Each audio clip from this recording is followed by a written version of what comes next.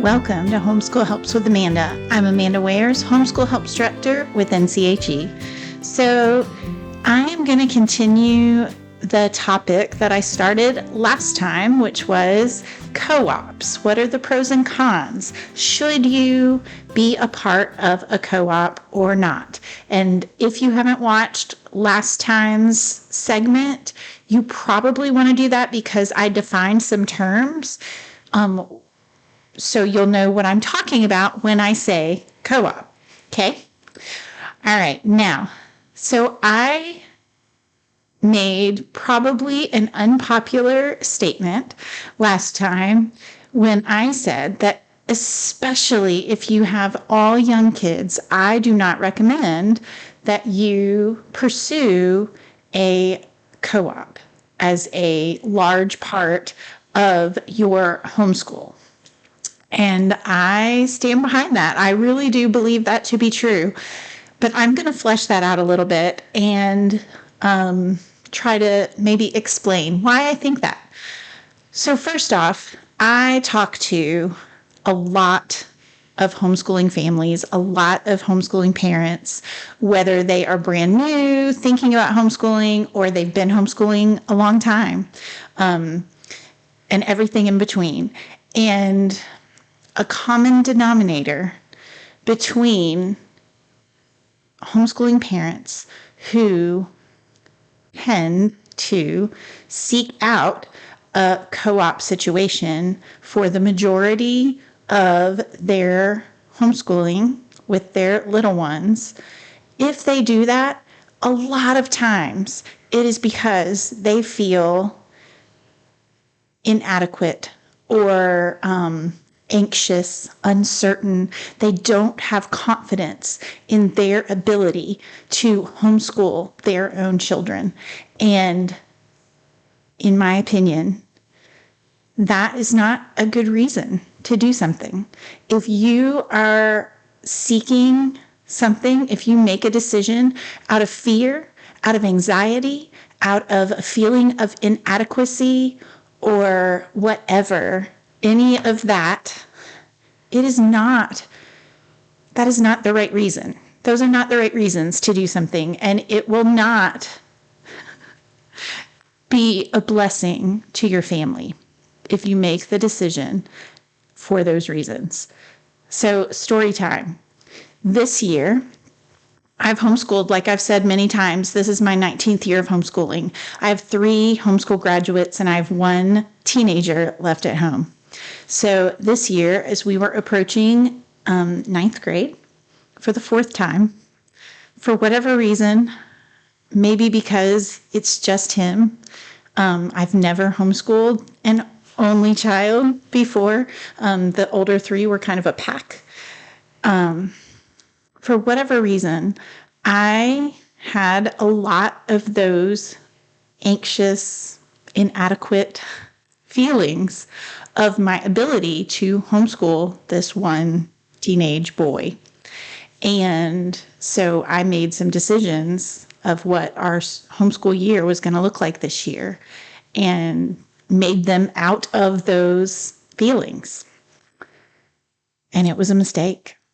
I admit it was a mistake. I should never have done it. I basically outsourced pretty much everything. And I relinquished my control, my authority over his education for the year. And it was not good. It was a disaster, basically. So I've had to pull it back, re-examine my motives for homeschooling, re-examine my beliefs about why I do what I do and what is really best for my family, what is really best for my son in this situation. And certainly, I still am going to outsource some things because high school and biology, I don't dissect things. But it is with a very different attitude and a very different motive So I feel as if it is going to be a different experience for us. And I say all that to encourage you, whether you have little bitties, little ones, whether you're just starting, whether you've homeschooled for 19 years like me, but maybe you're in a new season, whatever it is, if you are tempted, as I was, to make a decision out of fear, out of anxiety, out of desperation, out of a feeling of inadequacy, out of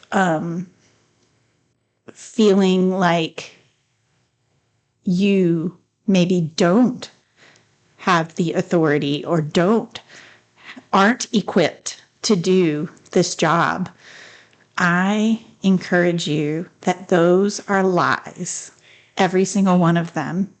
You are equipped to do this job. You are adequate. You have the God-given authority and ability to disciple your own children. And that's all homeschooling really is. It's just extension of your parenting. So I encourage you, before you sign your 5-year-old up for all day co-op or several days of all day co-op, which that's another discussion for another day of if that's really homeschooling or not. But if you're feeling tempted to do something like that, examine your motives. Really think about, why am I doing this? Is this going to be a blessing for my family, or will it cause more stress and more disconnection and more struggle? Will it make it hard? And if that's true, it's okay to say no. It's okay to not be a part of all the things. It's okay. Now, am I saying to sit in your house and isolate yourself? 100% not. I have said a million times on these segments, please seek out real life connection. Please, please, please do. But